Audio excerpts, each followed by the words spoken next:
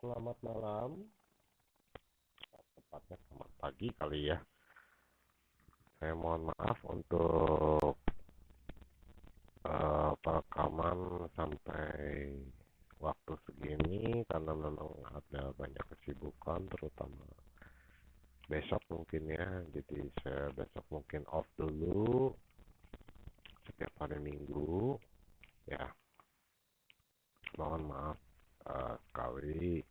Sebelumnya saya berterima kasih pada Tuhan untuk diberi kelancaran pada video sekarang. Dan sekarang saya akan mulai membahas HG 680p yang pantat putih. Nah, sebelumnya memang saya menjanjikan untuk B860H versi Hexing, namun karena ada beberapa urgensi yang dari komen-komen yang sebelumnya, maka saya eh, memutuskan untuk membuat video ini terlebih dahulu. Oke,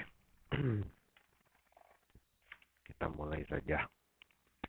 Hmm, Sebelumnya saya hanya mengganti regulator yang ada di paling ujung sebelah sini ya, yang dekat konektor switchnya ya. Itu adalah yang regulator 3,3-nya, karena memang 3,3-nya ini eh, tegangannya bermasalah. Seperti yang sudah saya jelaskan di video sebelumnya, bahwa 3,3 ini agak ekstrim ya nilainya.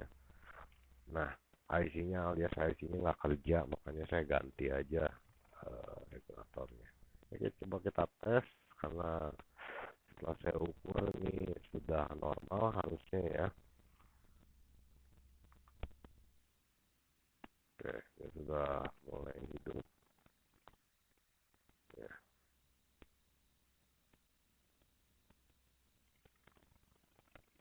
Nah, urgensi ini akan saya jelaskan di akhir video ini. Setelah ini, permasalahan kenapa tegangan USB pakai modem,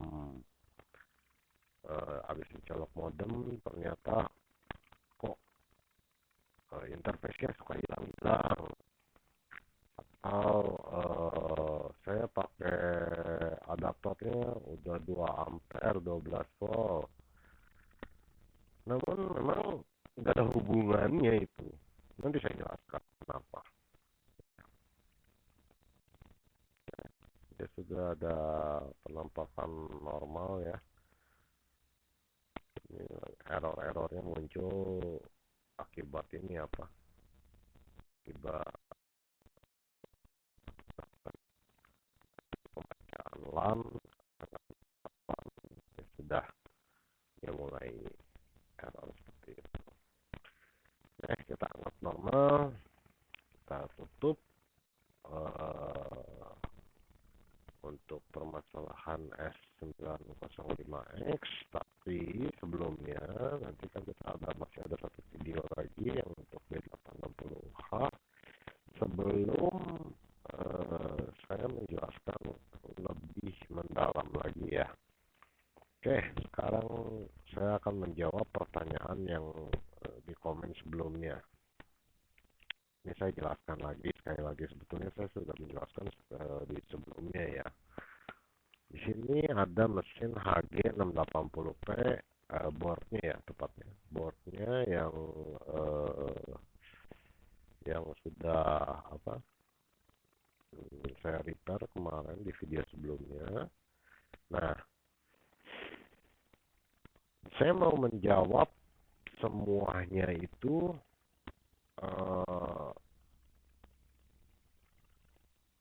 bersamaan ya. Penyebabnya sebenarnya begini. Nah, kita coba pelajari lagi, coba tonton lagi video yang cara kerja itu. Coba cara kerja itu dipahami betul gitu ya. Nah, saya coba jelaskan lagi, mungkin entah suaranya kurang atau gimana, mungkin jadi agak Bingung kali ya. Nah, ketika input masuk dari sini, ini terjadi proses step down di sini. Step down-nya ke 5 volt, karena 5 volt ini akan dipakai keseluruhan dari seluruh rangkaian STB ini. Nah, 5 volt ini itu diutamakan dipakai buat ngirim sinyal tegangan 5 volt untuk menyalakan USB ini, memberitahu CPU bahwa oh 5 volt ini masuk ke dalam CPU, oh ini USB-nya hidup gitu. Nah,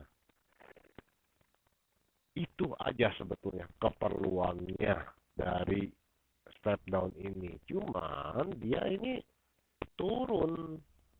Ini turun. Kemarin kan saya udah kasih lihat di Apometer bahwa 5 volt walaupun dia keluar 5 volt itu dia nggak keluar 1 ampere karena requirement dia itu cuma muncul 4,3 watt. Nah, kalau 4,3 watt itu kan kalau kita jadikan volt dan ampernya itu kan watt itu sama dengan volt kali ampere ya. Ya, maaf ya, saya harus menjelaskan ini agak membutuhkan kalkulasi ya. Ya, mungkin kalau yang agak kurang cepat berhitungnya kita pakai kalkulator aja ya. Oke, bisa pakai kalkulator. Nah, sekarang begini, saya jelaskan dulu. 5 volt 1 ampere sama dengan 12 volt itu kan inputnya kan 12 volt 1 ampere ya. Nah, itu sama dengan kalau kita jadikan 5 volt itu sama dengan 5 kali hampir 2 lebih ya, 2,5 lebih ya, 2,5 ampere. Harusnya outputnya keluarnya segitu. Namun ini udah dipantak sama dia. Dia turunin jadi 4,3 watt. Berarti kalau 4,3 watt itu 5 voltnya berapa? Berapa miliampere yang keluar? Itu bukan ampere lagi tapi miliampere yang keluar. Karena dia tujuannya buat memberi sinyal ke CPU bahwa USB ini jalan. Nah, itu tujuannya, nggak ada tujuan lain. Makanya dia turunin jadi 4,3 watt. Itu kan kalau 4,3 watt berarti kan kalau dibagi 5 volt kan ampernya 0, sekian ampere alias beberapa miliampere gitu kan, berapa ratus miliampere paling itu ya kan. Nah, sekarang USB-nya dipakai buat modem gitu, modem entah modem apa gitu kan, dia otomatis tekor lah, dia restat, makanya dia restat interface-nya juga hilang. Nah, itu udah menjawab semuanya, kekurangan ampere jawabannya. Nah, solusinya gimana dong Pak? Oh gampang, sebenarnya solusinya simpel aja. Contoh di HG680T ini, ya, ini di antara USB-nya ini ada satu R di sini. Ya kalau masih saya nggak bisa zoom lebih jelas, ini kan ada pencahayaannya agak kurang karena waktunya bukan siang gitu ya. Uh, di sini R cabut. Kenapa dicabut? Ya iya, dia cuma nge-bridge aja antara USB yang di sini dan hasil step down yang di sini.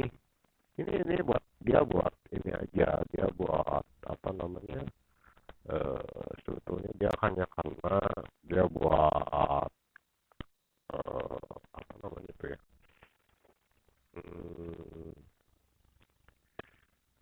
Misalnya bagi-bagi kue lah gitu kan.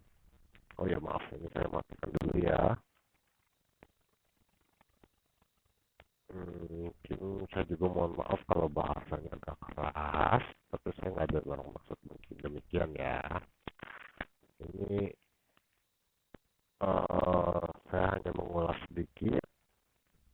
R-nya dicabut, begitu R-nya dicabut, nah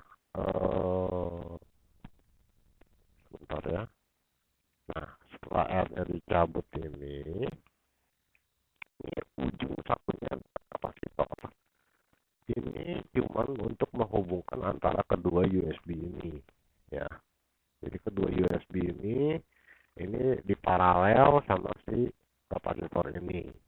Nah, R yang ujung sebelah sananya, yang satunya lagi, ini baru nyambung ke step down yang ada di sini. Ya, step down yang ada di eh, dekat input tegangan itu. Nah, obatnya gimana? Obatnya kita beli modul. Ada modul step down, tapi step downnya modulnya yang murah meriah aja gitu. Itu paling 15 ribuan lah modulnya ya. Nah, kebetulan saya ada, ini kebetulan belum dipotong sama saya. Modulnya seperti ini. Di sini ada 6 biji ya. Ini belum dipotong. Nah, ini ada input dan output tegangan aja. Nah, ini outputnya bisa kita atur ya. Tegangannya mau berapa. Ya, kebetulan kalau ini kan buat USB jadi 5 volt outputnya. Nah, seperti gimana sih? Ini juga kalau kebetulan nanti lihat di luaran ada apa?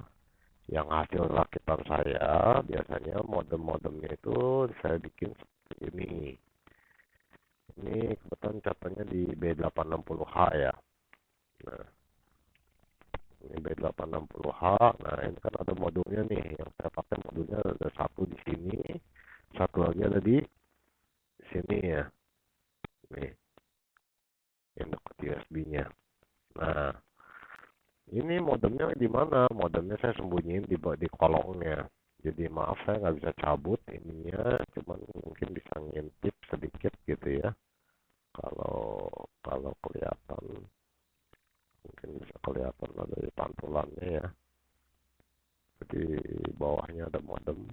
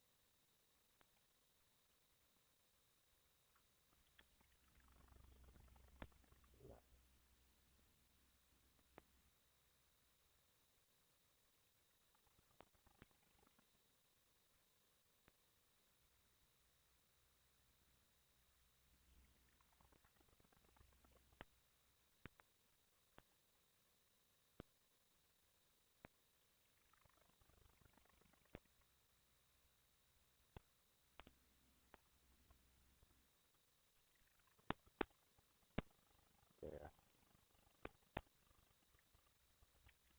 Nah,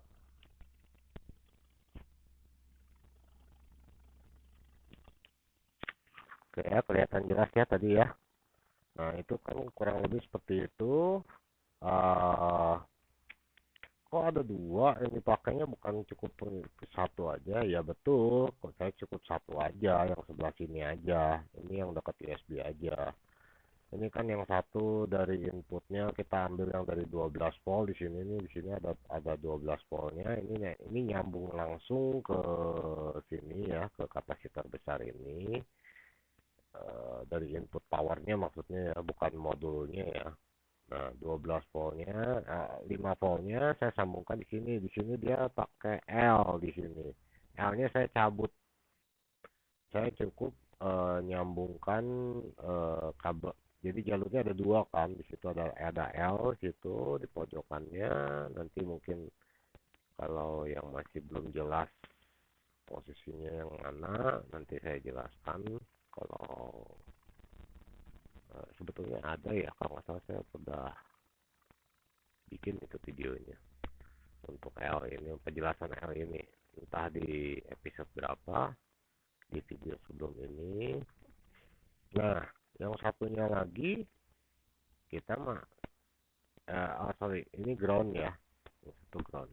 Nah, sudah ya saya udah set ya outputnya ke 5 volt, udah selesai. Ini masalah masalah USB ini udah selesai. Ini cuma cukup tambahin kapasitor satu lagi untuk pengamanan supaya dia lebih stabil. Udah mau dikasih baru dikasih apa 12 volt 2 ampere itu berguna. Kalau posisinya begini itu kan berarti kan jadi 12 kali 2 itu berarti kan 24 ya, 24 watt ya. Wah, itu kalau dibagi 5 volt berarti kan melimpah ampernya ya. Oke, nah ini satu lagi untuk apa nih modul yang sebelah sininya? Nah, ini modulnya karena saya nggak pakai teknik bypass apa namanya, bypass modem. Ini untuk modem sebenarnya, ini pengganti baterai, misalnya pengganti baterai dummy supaya nggak si modemnya itu nggak restart gitu loh. Loh kan itu kan butuh auto on. Nah, auto onnya udah saya atur supaya dia memang sinyalnya ini begitu udah nyampe sini dia langsung auto on. Jadi saya udah taruh aja modemnya di kolongnya gitu. Nah itu ini obatnya udah. Ini makanya kenapa saya pakai ini, saya pakai ya, saya puji syukur sama Tuhan ya, nggak ada yang komplain sampai sejauh ini, nggak pernah ada yang bolak-balik gitu ya kan. Itu karena saya pakai modul itu, dia pakai untuk pemakaian 24 jam aman-aman aja, nggak nggak membuat resiko tekor gitu ya kan, ke beban ke rangkaian. Ya itu aja mungkin yang bisa saya sampaikan untuk menjawab komen dari eh, Pak Agus ya. Nah, sama ada siapa lagi tuh, satu lagi lupa saya. Spoiler alert, sebelumnya saya sedang menggarap ini. Ini ada satu modul yang cukup kecil. Ini modulnya ini ya dia mau dijadiin SPB oke, mau dijadiin OpenWRT oke, mau dijadiin Ambient Linux juga oke. Sini udah lengkap dengan konektornya, dan ini salah satu kelebihan utamanya adalah dia udah gigabit ya. Dia udah gigabit dan ini modulnya sangat kecil, portable, bisa dibawa kemana-mana.